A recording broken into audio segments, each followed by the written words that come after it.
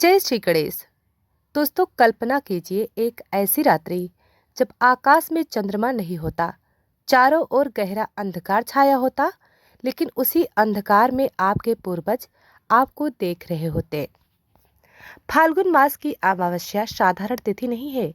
यह वह रात्रि है जब पितृलोक के द्वार खुलते हैं, जैसा कि स्कंद पुराण और गरुड़ पुराण में वर्णित है।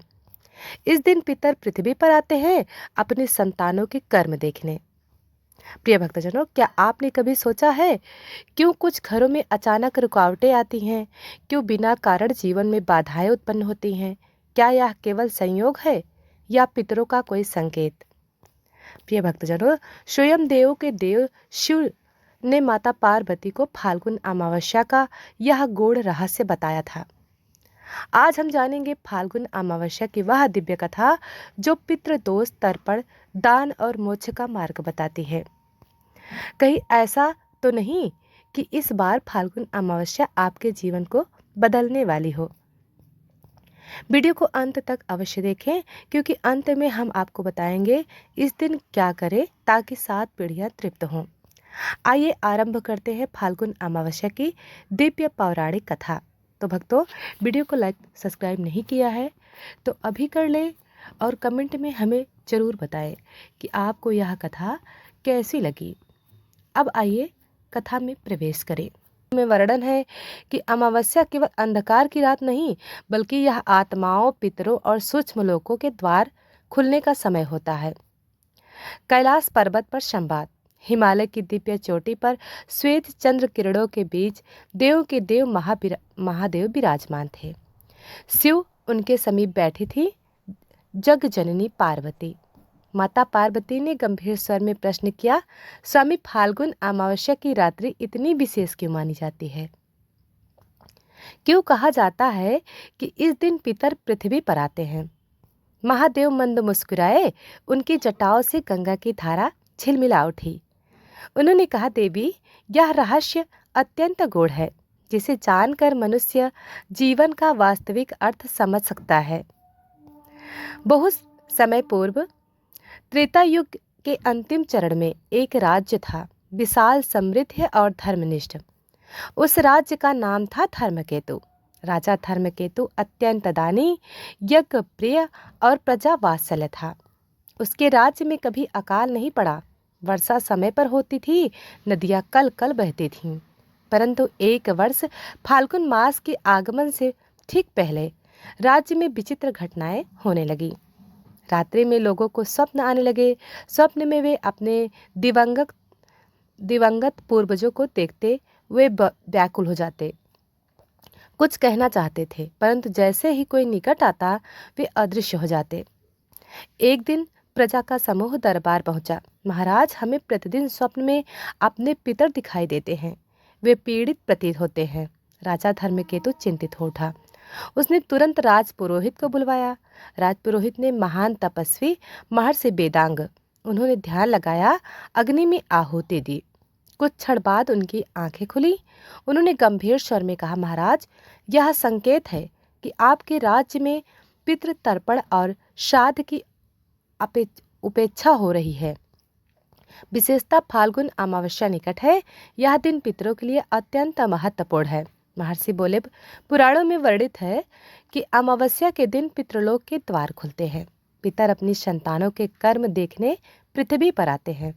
यदि इस दिन उनका तर्पण, दान और स्मरण न किया जाए तो वे व्याकुल हो जाते हैं।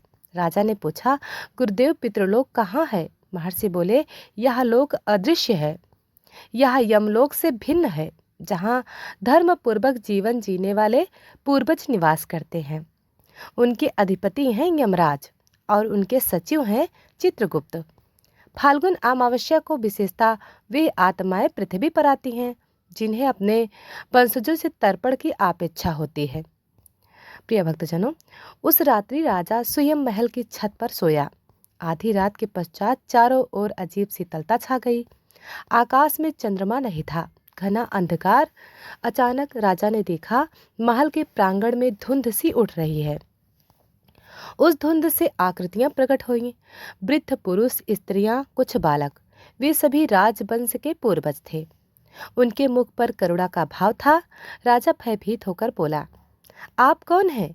एक गंभीर स्वर गूंजा, हम तुम्हारे पितर हैं। राजा का शरीर कांप उठा। हम भूखे हैं, हमारी स्मृति लुप्त हो रही है। तुम्हारे राज्य में फाल्गुन अमावस्या का विधिवत पालन नहीं हो रहा है।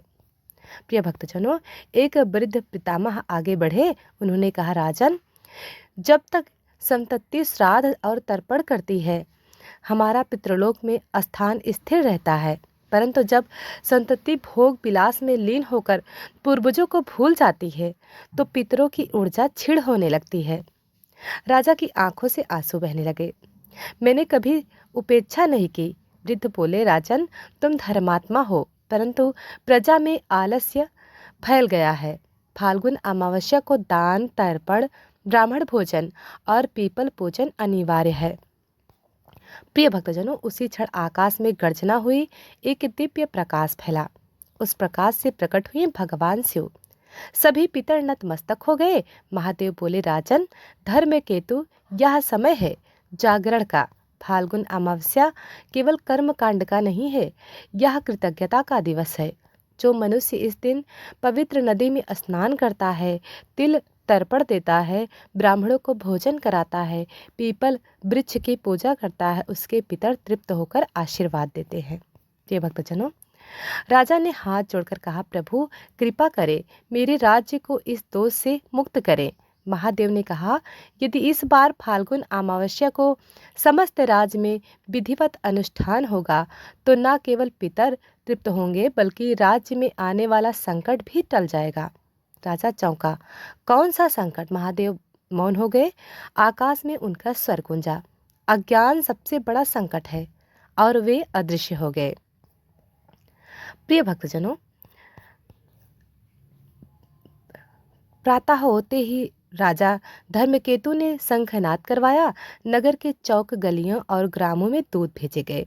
घोषणा हुई, आगामी फाल्गुन अमावस्या को संपूर्ण राज्यों में तिल तर्पण, श्राद्ध, दान, ब्राह्मण भोजन और पीपल पूजन अनिवार्य होगा। राज्य में हलचल मच गई। कुछ लोग प्रसन्न हुए, कुछ ने इसे मात्र कर्मकांड समझकर उपेक्षित भाव रखा। राजपुरोहित महर्षि वेदांग ने सभा में कहा, यह आदेश केवल परंपरा नहीं, यह पितृ ऋण से मुक्ति का अवसर है। पितृ ऋण क्या है? महर्षि बोले, मनुष्य 3 ऋण लेकर जन्म लेता है। नंबर 1 देव ऋण, नंबर 2 ऋषि ऋण, नंबर 3 पितृ ऋण। पितृ ऋण वह है जो हमें जन्म देने, पालन करने और संस्कार देने वाले के प्रति होता है। गरुड़ पुराण में वर्णित है कि जो संतान पितरों का तर्पण नहीं करती, उसके जीवन में अनजानी बाधाएं उत्पन्न होती हैं। राजा गंभीर हो गया। अमावस्या से 3 दिन पूर्व राजमहल के समीप स्थित प्राचीन पीपल वृक्ष अचानक सूखने लगा। उसकी पत्तियां काली पड़ गईं।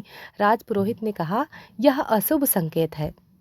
पीपल में पितरों और देवताओं का वास माना गया है। शास्त्रों में पीपल को विशेषता भगवान विष्णु का स्वरूप माना गया है। राजा ने तुरंत वृक्ष के समीप दीप प्रज्वलित करवाए।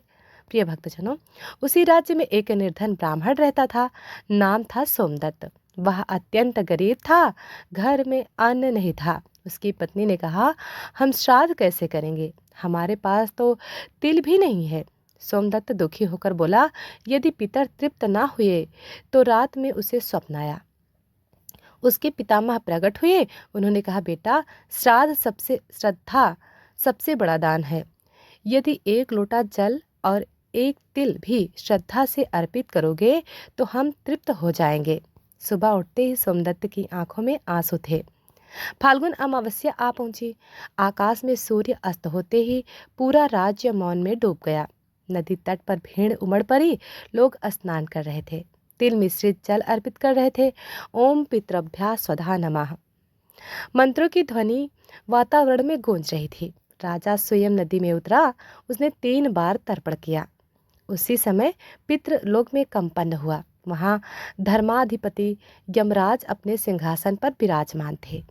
उनके समीप थे चित्रगुप्त। चित्रगुप्त ने कहा, प्रभु, धर्मकेतु के राज्य में आज अत्यधिक तर्पण ऊर्जा प्रवाहित हो रही है। यमराज मुस्कुराए, हाँ, उनके पूर्वज तृप्त हो रहे हैं, पर तभी एक ओर से करुण ध्वनि आई। कुछ आत्माएं अब भी व्याकुल थीं। चित्रगुप्त ने अपने लेखे देखे। उन्होंने कहा, प्रभु, राज्य के पश्चिम भाग में कुछ कुल ऐसे हैं जिन्होंने पूर्ण उपेक्षा की है। यमराज गंभीर हो गए। यदि संतति पितरों को विस्मृत कर दे तो वंश की उन्नति रुक जाती है। अचानक राज्य में पश्चिम क्षेत्र में भयंकर आंधी चली। फसलें झुक गईं।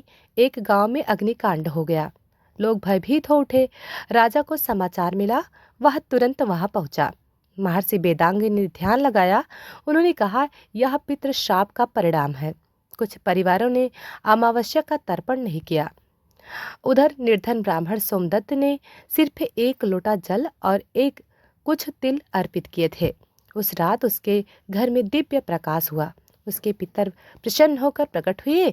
बेटा, तुम्हारी श्रद्धा से हम तृप्त हुए। तुम्हारे घर में अब कभी अन्न की कमी नहीं होगी। सुबह जब सोमदत्त जागा तो उसके आंगन में अन्न के बोरे रखे थे। पूरा गांव चकित रह गया। राजा ने पश्चिमी गांव के लोगों को बुलाया। उन्होंने पूछा, तुमने तर्पण क्यों नहीं किया? वे बोले, महाराज, हमें लगा यह केवल परंपरा है।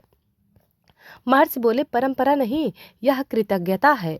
जो पूर्वजों को भूलता है वह अपनी जड़ों को काट देता है। उसी क्षण आकाश से स्वर गूंजा, फाल्गुन अमावस्या केवल कर्म नहीं, यह आत्मशुद्धि का अवसर है। जो इस दिन दान, जप, तर्पण और संयम रखता है उसके कुल में सुख और संतति स्थिर रहती है। लोग नतमस्तक हो गए। महर्षि ने कहा, राजन, पितरों की प्रसन्नता प्रारंभ हुई है, परंतु एक और परीक्षा शेष है। यदि अगली प्रातः काल तक राज्य में संपूर्ण श्रद्धा और दान पूर्ण नहीं हुआ तो अदृश्य बाधा पुनः आ सकती है। राजा का हृदय धड़क उठा। प्रिय भक्तजनों, फाल्गुन अमावस्या की रात्रि आधी बीत चुकी थी। आकाश पूर्णतः अंधकारमय था। न चंद्रमा न तारे, केवल दीपों की पंक्तियां राज्य में झिलमिला रही थीं। राजा धर्मकेतु राजमहल के प्रांगण में खड़ा था। उसका हृदय व्याकुल था। महर्षि वेदांग ने कहा, राजन, अभी अंतिम परीक्षा शेष है। पितरों की पूर्ण कृपा तभी मिलेगी जब राज्य में कोई भी भूखा न सोए। राजा चौंका। भूखा? महर्षि बोले, हाँ। अमावस्या रात्रि में यदि कोई निर्धन, वृद्ध या अतिथि भूखा रह जाए तो तर्पण अधूरा माना जाता है। उसी समय राजद्वार पर एक अत्यंत वृद्ध पुरुष आया। उसके वस्त्र फटे थे, शरीर कांप रहा था। उसने धीमे स्वर में कहा, राजन, मुझे अन्न चाहिए। रक्षक उसे तुच्छ समझकर हटाने लगे। राजा ने उन्हें रोका। आज की रात्रि कोई भी अतिथि अस्वीकार नहीं होगा। राजा स्वयं उस वृद्ध को भीतर ले गया। वृद्ध ने भोजन को देखा, परंतु पहले उसने जल मांगा। फिर बोला, मुझे तिल मिश्रित जल दो। राजा चौंका। तिल तर्पण तो पितरों को दिया जाता है। राजा ने आदरपूर्वक तिल जल अर्पित किया। वृद्ध ने आंखें बंद कर मंत्र बोला, स्वधा, और अचानक उसका स्वरूप बदलने लगा। उसके मुख से दिव्य आभा निकलने लगी। राजा और महर्षि स्तब्ध रह गए। वह वृद्ध कोई सामान्य मनुष्य नहीं था, वह पितृदेव का दूत था। उसने कहा, राजन धर्मकेतु, तुमने करुणा दिखाई। यह अंतिम परीक्षा थी। यदि तुम इस वृद्ध को तुच्छ समझकर लौटा देते तो समस्त अनुष्ठान व्यर्थ हो जाता। राजा भूमि पर दंडवत गिर पड़ा। उसी क्षण पितृलोक में प्रकाश फैल गया। धर्माधिपति यमराज मुस्कुराए। चित्रगुप्त ने अपने लेख में लिखा, धर्मकेतु का राज्य पितृ कृपा से संरक्षित। पितरों ने एक स्वर में आशीर्वाद दिया, तुम्हारे वंश में धर्म, धन और संतति स्थिर रहे। प्रिय भक्तजनों, आकाश में डमरू की ध्वनि गूंजी। दिव्य प्रकाश में मध्य प्रकट हुए शिव, उनके साथ माता पार्वती बोली, स्वामी, क्या यही फाल्गुन अमावस्या का रहस्य है? महादेव बोले, देवी, अमावस्या केवल पितरों का दिन नहीं है, यह अहंकार त्यागने का दिवस है। जो मनुष्य अपने पूर्वजों का स्मरण करता है, दान करता है, करुणा करता है और संयम रखता है, वही सच्चा तर्पण है। प्रिय भक्तजनों, सुबह होते ही वह सूखा हुआ पीपल वृक्ष पुनः हरा हो गया। उसकी पत्तियां चमकने लगी। महर्षि बोले, पीपल में भगवान विष्णु का सूक्ष्म निवास माना गया है।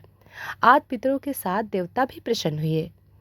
प्रिय भक्तजनों, निर्धन ब्राह्मण सोमदत्त का घर अब समृद्ध था, परंतु उसने दान देना नहीं छोड़ा। वह प्रतिदिन फाल्गुन अमावस्या को नदी तट पर जाकर तिल तर्पण करता। उसका वंश दीर्घकाल तक फला फूला। सभा में महर्षि वेदांग बोले, स्मरण रखो, फाल्गुन अमावस्या के दिन प्रातः स्नान करो, तिल तर्पण करें, ब्राह्मण एवं निर्धनों को भोजन दें, पीपल वृक्ष की परिक्रमा करें, मौन या संयम रखें। यह एक कर्मकांड नहीं है, यह आत्मा की शुद्धि है। माता पार्वती ने पुनः प्रश्न किया, स्वामी, यदि कोई मनुष्य अज्ञान बस यह सब न कर पाए तो? महादेव गंभीर हुए। उन्होंने कहा, देवी, तब उसे स्वप्न, बाधा और संकेतों के माध्यम से स्मरण कराया जाता है। फाल्गुन अमावस्या केवल एक तिथि नहीं, यह पितरों का आवाहन है। यदि कोई पितृ ऋण से मुक्त न हो तो क्या होता है? क्या पितृ शांति के उपाय हैं? और फाल्गुन अमावस्या का गूढ़ आध्यात्मिक फल क्या है? अब हम आगे जानेंगे। माता पार्वती ने गंभीर स्वर में पूछा, स्वामी, यदि कोई मनुष्य बार बार संकेत मिलने पर भी पितरों को स्मरण न करे तो क्या उसके जीवन में पितृदोष उत्पन्न होता है? देवाधिदेव शिव ने उत्तर दिया, देवी, जहाँ कृतज्ञता का अभाव होता है वहाँ जीवन में अवरोध उत्पन्न होते ही हैं। इसे ही लोक में पितृदोष कहा जाता है। महादेव बोले, पितृदोष कोई दैहिक रोग नहीं, यह सूक्ष्म कर्म बंधन है। जब पूर्वजों की स्मृति भुला दी जाए, श्राद्ध एवं तर्पण की पूर्ण उपेक्षा हो, माता पिता का अपमान किया जाए, तब सूक्ष्म स्तर पर वंश की ऊर्जा क्षीण होने लगती है। पुराणों में वर्णित है, विशेषकर गरुड़ पुराण में, कि पितृदोष के कारण व्यक्ति के जीवन में विवाह में विलंब, संतान बाधा, आर्थिक रुकावट, मानसिक अशांति जैसी समस्याएं उत्पन्न हो सकती हैं। प्रिय भक्तजनों, राजा धर्मकेतु के राज्य में सब कुछ शांत हो चुका था, परंतु पश्चिमी गांव का एक धनी व्यापारी विष्णुदत्त अब भी संशय में था। वह बोला, यह सब अंधविश्वास है, मेरे धन से क्या फर्क पड़ता है यदि मैं तर्पण ना करूं? महर्षि वेदांग ने उसे समझाया, पर वह नहीं माना। फाल्गुन अमावस्या के बाद तीसरी रात विष्णुदत्त ने भयावह स्वप्न देखा। वह एक सूखे अंधकारमय प्रदेश में खड़ा था। उसके चारों ओर उसके पूर्वज खड़े थे। उनके चेहरे मलिन थे। एक वृद्ध ने कहा, धन से अहंकार मत करो, तुम्हारी समृद्धि हमारी तपस्या का फल है। वह चिल्लाया, मैंने क्या अपराध किया? उत्तर मिला, स्मरण न करना ही सबसे बड़ा अपराध है। उसी समय पितृलोक में हलचल हुई। धर्मराज यमराज ने चित्रगुप्त से पूछा, विष्णुदत्त का लेखा दिखाओ। चित्रगुप्त ने उत्तर दिया, धन प्रचुर है पर कृतज्ञता अल्प। यमराज बोले, इसे संकेत दो, यदि अब भी न समझे तो कर्मफल स्वयं शिक्षा देगा। कुछ ही दिनों में विष्णुदत्त के व्यापार में हानि होने लगी। जहाज डूब गए, सौदे रद्द हो गए। वह घबराकर महर्षि के पास गया। गुरुदेव, यह क्या हो रहा है? महर्षि बोले, तुम्हें उत्तर स्वप्न में मिल चुका है। विष्णुदत्त रो पड़ा। महर्षि ने कहा, यदि पितृदोष हो तो फाल्गुन अमावस्या को तिल तर्पण, ब्राह्मण भोजन, पीपल पूजन, गोदान या अन्नदान, ओम पितृदेवाय नमः का जप विशेष फलदायक होता है। उन्होंने यह भी कहा कि स्कंद पुराण में वर्णित है, फाल्गुन अमावस्या का तर्पण 100 सामान्य अमावस्याओं के समान फल देता है। प्रिय भक्तजनों, अगली अमावस्या को विष्णुदत्त ने उपवास रखा। वह नदी तट पर गया, आंखों में आंसू लिए बोला, हे पितृगण, मुझे क्षमा करें। प्रसन्न थे। उन्होंने कहा, अब तुम्हारा दोष शांत हुआ। कुछ ही समय में उसका व्यापार पुनः उन्नत हो गया। कैलाश पर माता पार्वती ने कहा, स्वामी, क्या यही मुक्ति का मार्ग है? महादेव बोले, देवी, मुक्ति केवल कर्म से नहीं, भाव से मिलती है। फाल्गुन अमावस्या मनुष्य को स्मरण कराती है, तुम अकेले नहीं हो, तुम अपने पूर्वजों की परंपरा हो। जो जड़ों को सींचता है वह वृक्ष की ऊंचाई पाता है। महादेव ने आगे कहा, अमावस्या का अंधकार प्रतीक है अज्ञान का, और तर्पण का दीपक प्रतीक है स्मृति और कृतज्ञता का। जब मनुष्य कृतज्ञ होता है तब उसके जीवन का अंधकार स्वयं दूर हो जाता है। प्रिय भक्तजनों, माता पार्वती ने पुनः प्रश्न किया, स्वामी आपने पितृदोष, तर्पण और कृतज्ञता का महत्व बताया, पर क्या फाल्गुन अमावस्या केवल पितरों की तृप्ति तक सीमित है? क्या यह मोक्ष का मार्ग भी प्रशस्त करती है? देवाधिदेव शिव ने गंभीर स्वर में उत्तर दिया, देवी, फाल्गुन अमावस्या केवल पितृ शांति का दिन नहीं, यह आत्मशुद्धि और मोक्ष का द्वार दिवस है। महादेव बोले, जब फाल्गुन मास की अमावस्या आती है तब सूर्य मीन राशि की ओर अग्रसर होता है। यह काल संक्रमण का होता है, शीत से बसंत की ओर, अंधकार से प्रकाश की ओर। इस दिन यदि मनुष्य प्रातः ब्रह्म मुहूर्त में स्नान करें, तिल मिश्रित जल अर्पण करें, तर्पण करें, उपवास रखें, ओम नमः शिवाय अथवा ओम पितृभ्यः स्वधा नमः का जप करे तो उसके पितृ कृपा के साथ साथ आत्मिक उन्नति भी प्राप्त होती है। यह विधान विशेष रूप से स्कंद पुराण और पद्म पुराण में वर्णित है। राजा धर्मकेतु ने अपने जीवन में प्रत्येक फाल्गुन अमावस्या को विशेष उत्सव की तरह मनाना प्रारंभ किया। राज्य में उस दिन निःशुल्क अन्न वितरण, पितृ स्मरण सभा, वेद पाठ, पीपल वृक्ष के नीचे दीपदान आवश्यक कर दिया। वर्षों बीत गए, राजा वृद्ध हुआ। एक दिन उसे आभास हुआ कि उसका अंतिम समय समीप है। उसने नदी तट पर जाकर अंतिम बार तर्पण किया। आंखें बंद कर बोला, हे पितृगण, यदि मेरे जीवन में कोई त्रुटि हो रही हो तो क्षमा करें। उसी क्षण आकाश में प्रकाश फैला, पितृलोक से अनेक दिव्य रूप प्रकट हुए। धर्माधिपति यमराज उनके साथ चित्रगुप्त ने घोषणा की। धर्मकेतु ने पितृऋण पूर्ण किया, इनका मार्ग शुभ है। तभी दिव्य तो ज्योति के मध्य भगवान शिव प्रकट हुए। उन्होंने कहा, राजन, तुमने केवल अनुष्ठान नहीं किया, तुमने भाव से सेवा की, इसलिए तुम्हें पितृलोक नहीं, उच्च लोक की प्राप्ति होगी। राजा की आत्मा प्रकाश में विलीन हो गई। प्रिय भक्तजनों, महादेव ने पार्वती से कहा, देवी, स्मरण रखो, जो मनुष्य फाल्गुन अमावस्या को पितरों का तर्पण करता है, निर्धनों को अन्न देता है, माता पिता की सेवा करता है, संयम और करुणा रखता है, उसके कुल की 7 पीढ़ियां तृप्त होती हैं। और यदि वह शिव भक्ति से यह सब करे तो उसे मोक्ष का मार्ग सहज हो सकता है। प्रिय भक्तजनों, अमावस्या का अंधकार हमें सिखाता है जीवन क्षणभंगुर है। तर्पण हमें सिखाता है कृतज्ञता ही स्थिरता है। दान हमें सिखाता है जो देता है वही पाता है। प्रिय भक्तजनों, यदि कोई विस्तृत श्राद्ध न कर सके तो भी फाल्गुन अमावस्या पर प्रातः स्नान, तिल जल अर्पण, एक दीपक पीपल के नीचे, किसी भूखे को भोजन, माता पिता का चरण स्पर्श, इतना भी कर ले तो पितृ कृपा प्राप्त होती है। महादेव बोले, जो अपने पूर्वजों का सम्मान करता है उसका भविष्य स्वयं सुरक्षित हो जाता है। माता पार्वती ने श्रद्धा पूर्वक सिर झुका दिया और कैलाश पर दिव्य शांति छा गई।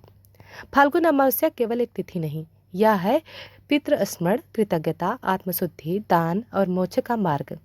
तो भक्तों, आपने सुनी अमावस्या की कथा।